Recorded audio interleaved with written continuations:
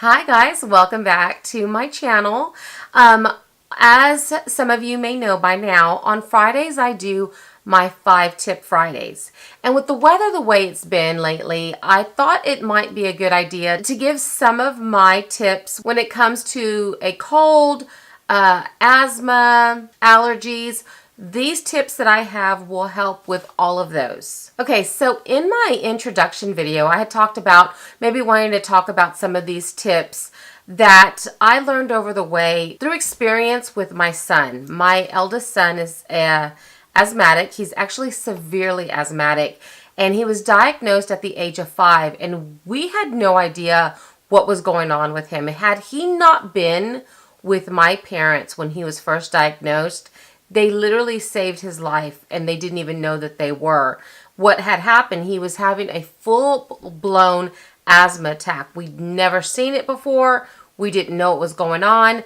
And my dad, for whatever reason, told my mom, make him some coffee. Yes, coffee. At 5 years old, just get him some black coffee. And that coffee, later we found out in the hospital, is what saved him. And in that visit, he ended up being in the hospital for 2 weeks. It was absolutely horrible. And after that, our whole lives changed. We had to go to classes. We had to be educated as far as asthma and the triggers. And I mean, it was just something. So over the years, for a good while, I did everything that the doctors told me to do until there was a medication that he was on, and he used to tell me, Mom, my heart hurts. My heart hurts. And I thought, well, he's probably, maybe his chest hurts. Maybe he's sore. Maybe he got, maybe he was injured at school. And he kept saying, my heart hurts. And I didn't understand why he would say that. So then one day, I started researching this particular medication that he was on. I'm not going to say the name, but it was a good medication. It was preventative. But I researched it and found out that there was children having heart attacks on this medication. And I just was like, absolutely not. I'm not doing this. We just stopped it right at that very moment. So at the time when all this was happening, I had an aunt that was 100 years old, and my mom would watch her. I had gone over there to visit one day, and I was in conversation telling her that I was really concerned about my son. And she told me, asthma's been around for years. All of the illnesses that are around have been around for years, but they were not treated the way we treat them now. And so she's the first one that told me about looking into doing some herbal remedies for him. And that was really the first time I actually realized. And what it was, she took me outside, and there was a plant there. And she pulled off these flowers off the plant. She boiled it, made a tea. And at that moment, Robbie, my son, was having some issues. And it just completely opened him up. I was blown away. I couldn't believe it. So anyways, on my tips that I'm going to show you today, I'm going to kind of show you some of the things that we've done. Since that moment, I have been able to keep Robbie completely clear. Now, when I say that, he's not on any preventative medication. Of course, he's about to be 23 years old now, so it's a little different. But he's never been, after a certain time, we've never been back on preventative. He does have albuterol in case of an emergency were to happen. However, all of this other stuff, albuterol is the very last thing he'll ever use. He himself knows to do all of these things, and it really does help. So tip number 1, honey. And I know that this thing looks absolutely disgusting, but it has to be raw honey. You cannot go and just pick up any old honey. This stuff is what you need. And let me tell you, you have got to make sure to get the honey that is in your area. I will go to feed stores. So the same place that you're going to pick up your dog food and your horse food, horse medication, you're going to pick up the honey. And all you're going to have your child or yourself, whoever it is that is suffering with allergies, now this is not just for asthma. This is also very, very good for those of us that suffer with horrible allergies or just random allergies. Take a teaspoon of this every day. Every day. And I promise you, you will see a big difference. And that's just with the raw honey. Okay, so tip number 2. It's all about the steam. So I have this little Conair thing that I have here that I use for facials. But a lot of the times, especially at this time of the year, you will see myself, my children, my husband with this thing on.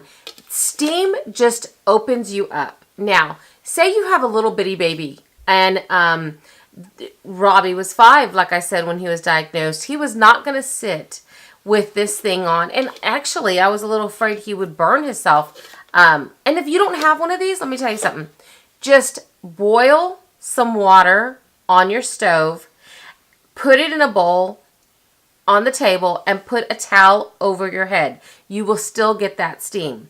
But say you have a baby. This is also really, really good for whooping cough. If they have a whooping cough or just a horrible cough, go into your shower.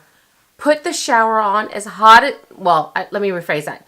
Go into your restroom. Put your shower on as hot as it can get. Put a towel on the bottom of your door and just sit in there with the baby. Not in the shower, because you will burn that child, but just sit right there inside. That steam will just open the baby up. And while they are sitting in there with you, you're going to want to pat their back. And I'm going to show you that in a second, because that's another tip. But for right now, steam is definitely a good way to open all of that up. Okay, so let's move on to tip 3, and that is going to be our teas. I have tea in this house at all time, all kinds of teas. But for anybody that's having a cold, like I said, my son that has asthma or just suffering allergies, we do have a breathe deep tea. A lot of the times we have a respiratory tea. This is throat comfort tea. I don't just make the tea and then leave it alone. No. What I will do is make one of these teas, put it in there, put a tablespoon of honey, and then I will add one of these little mints. Just these little mints that you pick up at the grocery store, or if you have them over from Sonic, there's a lot of them have come from there.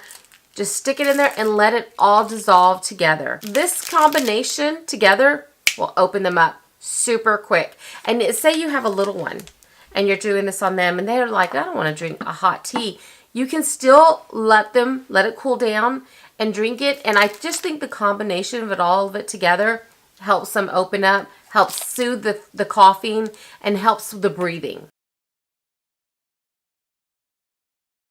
So now let's move on to tip number 4. One of the things that they taught us immediately was that you never, ever want to stop an asthmatic from coughing.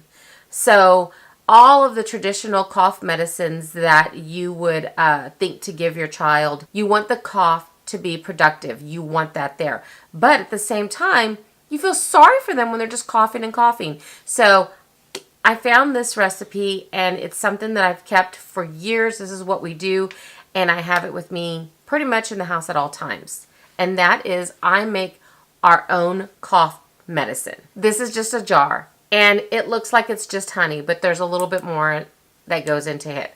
So if anybody wants to know, I can show you at a later date, but let me just tell you pretty much what is in here. So it's honey, it's ginger, it's lemon, and cinnamon. And this whole combination too, or this whole concoction, is supposed to be really good too for just your immune system. Okay, so my youngest son is a musician and we travel a lot, and my daughter has an autoimmune disorder. So having this in the house is very important for our entire family. My older son, like I said, he's got asthma. This is great for him. My youngest son travels. This is great for his immune system. And then also for my daughter's immune system. I would definitely recommend everybody try this. It's really good.